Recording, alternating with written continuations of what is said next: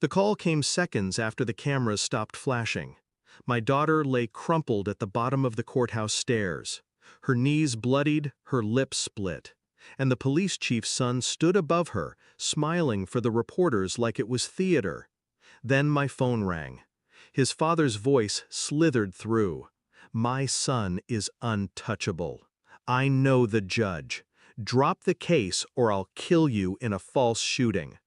I didn't shout. I didn't curse. I let silence draw the line. Then I spoke, calm, steady, every word sharpened. "You have 10 minutes to turn him in, or I'll use something you can't tolerate." He laughed, confident, arrogant, the kind of laugh men use when they think bloodlines are bulletproof. 9 minutes later, his laughter broke into a scream. "Who are you? I'll put my son in jail. Please, just tell me who the hell you are." And that was when I knew he had already lost. It began weeks earlier. A whisper, a glance too long. My wife had known the chief for years. Their children played in the same parks, the same schools. Too many dinners, too many late-night calls disguised as community concerns. I caught her one evening staring at her phone, face drained of color. She locked the screen when I entered, smiled too quickly, too sweet. I told myself it was nothing.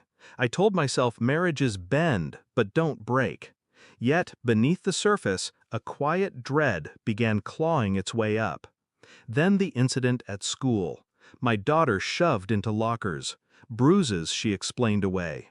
Teachers whispered, staff averted their eyes. And there he was again, the chief's son, smirking like the world belonged to him.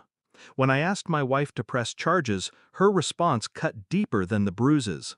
"We can't fight them. He's the chief's son." The silence that followed was worse than a confession. She wasn't just afraid. She was protecting him. I didn't rage. I observed.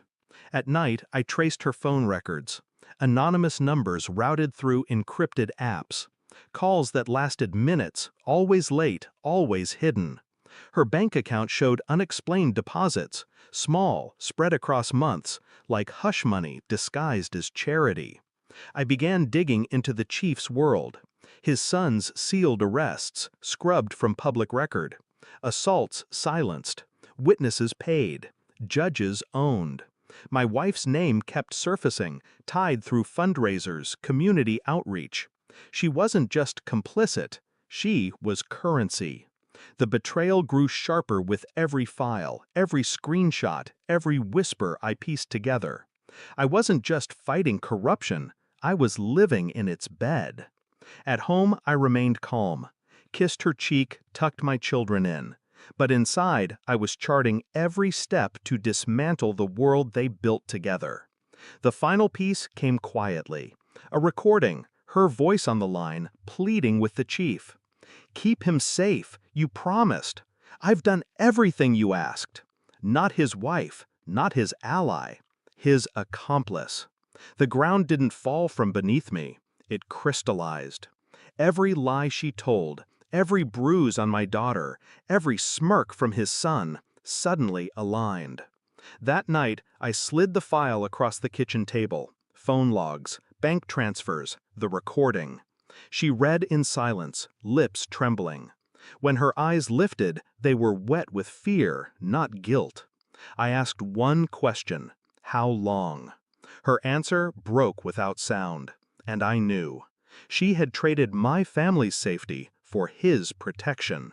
So when the chief called, threatening false shootings and dead-end cases, I didn't bluff. I had already set the trap. Every file backed up, every transfer exposed, federal eyes watching from the dark. When his laugh turned to panic, I remained silent. He begged now, stammering, "I'll put my son in jail. Please, who are you?" But names didn't matter anymore. I was the silence that followed his threats, the mirror he couldn't escape.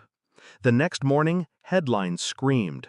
Police chief indicted, his son in cuffs, face no longer smirking, but pale, hollow, stripped of arrogance.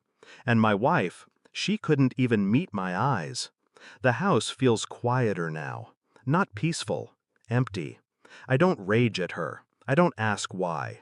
Her answers would rot in my ears. I already know what she traded. I think of my daughter at the bottom of those stairs. The blood, the cameras, the smirk. I think of the chief's voice cracking into fear, begging for mercy he never gave. And I feel nothing. Revenge didn't restore me. It carved me clean. They thought silence would protect them, but silence is a blade, and in my hands, it cut deeper than they ever imagined.